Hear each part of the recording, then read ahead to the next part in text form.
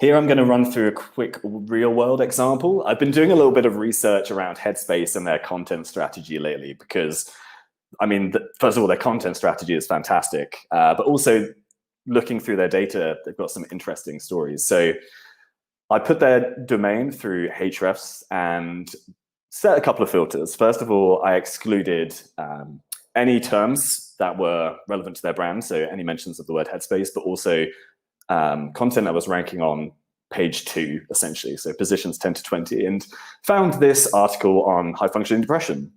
So it gets around 14,000 searches a month, and it was first published in 2017. So it's an interesting case study here.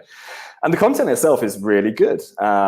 It's, first of all, the experience is beautiful, as you would expect from Headspace, because their branding is fantastic. The overall experience is great. There's a little bit of how-to information there. And it was also incredibly story-driven from a journalistic perspective, which in essence is a pretty good thing, but is also part of the problem, which we'll get to in a second. So how would we go about optimizing this particular piece of content? So I love to use this tool called ClearScope, which is doing the rounds in the SEO community at the moment. But it actually acts as a really good indicator of how you should be improving upon your content. And the way it basically works, without getting too deep into it, is it collects data using IBM Watson and data from Google directly in order to determine what are the most relevant and important keywords that must be included in the content.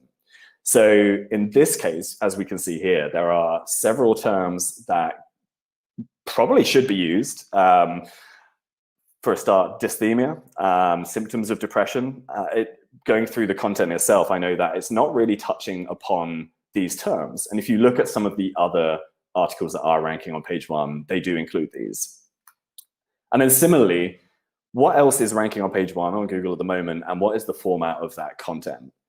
So here you can see there's a couple of listicles around, what people who are suffering from depression want you to know, what the symptoms are, and what it is, which gives a really good indication of how you can guide a refreshed piece of content.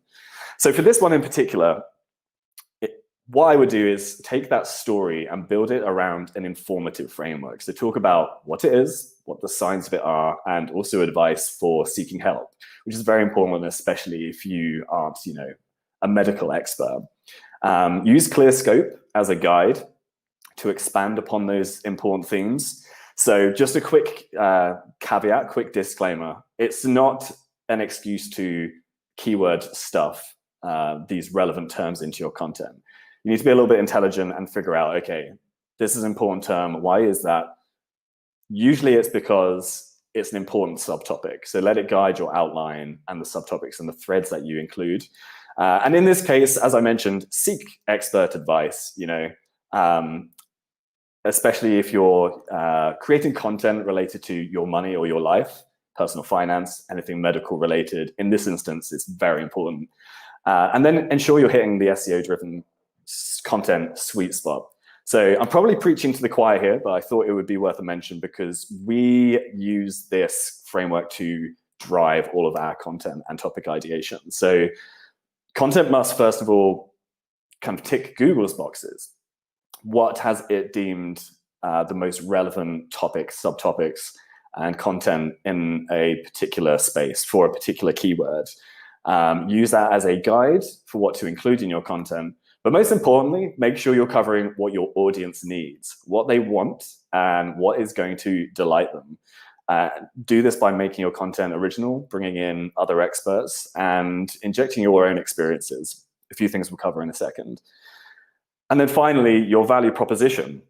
So earlier I showed you a case study where we managed to increase signups. And a lot of those actually came from top of funnel topics, top of funnel keywords. And the reason we managed to do that is because we peppered in some specific pain points that the client's project managed to solve. So it's a delicate balancing act, but yeah, typically focus on the sweet spot between those 3 areas, and that's basically where the magic happens. So once you've